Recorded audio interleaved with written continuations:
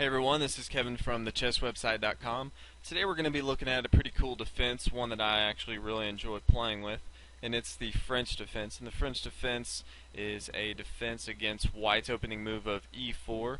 If you've played chess for any amount of time, you know that White likes to start out with e4 very frequently, so to have multiple defenses that you can use against this is always recommended in any chess game. A lot of people you see obviously like to play the Sicilian, the c5. A lot of people will just mirror and play e5. But today we're going to go over the French defense, and it's actually my favorite defense against White's play of the e4 square. It definitely has its pros and cons. We're going to go over those today, and I'm going to kind of go over some of the key concepts that you want to look for when you play the French defense. But I feel like it gives you a very good opportunity to counterattack, especially on the queen side. A lot of times you'll see in the French defense that the white attack is going to be aimed at the king side while black is trying to counter on the queen side. But I feel you have a lot of good options, and we're going to kind of go over those. So it starts out, for those who aren't too familiar with it, pawn to e4, White's first move, and black responds pawn to e6. Now this does a couple things, and I'm going to go ahead and take a look at this position. This right here is the French defense starting position, but as you can imagine, we are trying to gain center control, but not with our very first move. So our second move is we eventually want d5, and that's for the most part across the board going to be our second move. But keep in mind a couple things right off the bat that we can look at.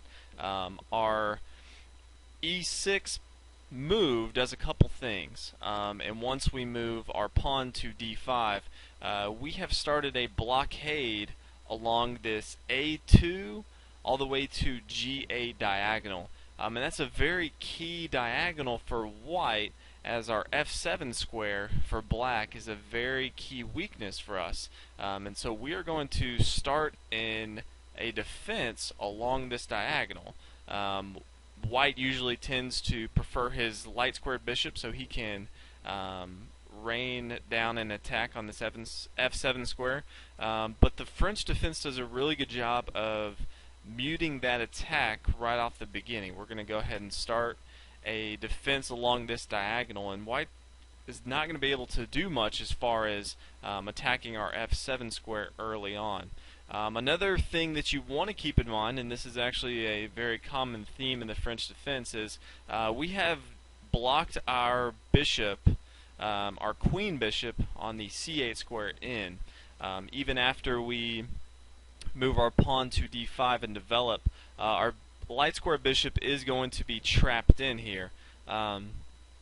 Obviously you don't want to trap your pieces in, that's not a good thing, so eventually we will want to free that piece up.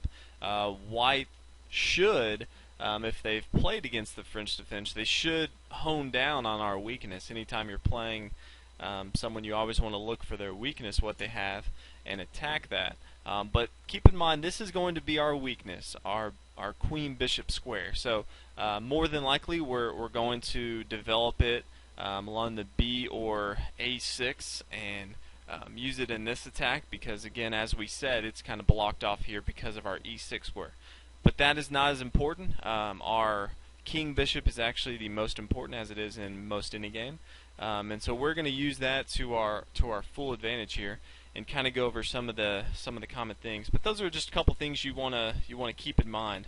If you are having problems defending your f7 square, this may be a very good defense for you, just because right off the bat you're basically telling White, hey, you know, I'm not going to let you attack my weakness here. So you're going to have to try to exploit a queen bishop weakness, which is a little harder for White to exploit if he's not a very good chess player. So many times there's two main lines that we're going to go over today that White can employ here. A lot of times you'll see d4. Obviously White's trying to gain center control, as with any opening, and right now there's no defense against that, so he's going to go ahead and take the center. Another one you'll see is simply just c3, and those can be in different orders. But we're going to go ahead and go over those. We're not actually too worried about f3, to be honest with you. He's attacking the e5 square. which we don't have a piece there, and he's attacking the d4 square, which we're not going to have a piece there. So if he moves g3, that's completely fine. A lot of people don't know how to play against the French defense, and so they'll go ahead and develop to the f3 square. But you know, I don't really like that, because I feel like they just don't know what they're doing. So they just continue their development as they normally would, e4 and then knight to f3.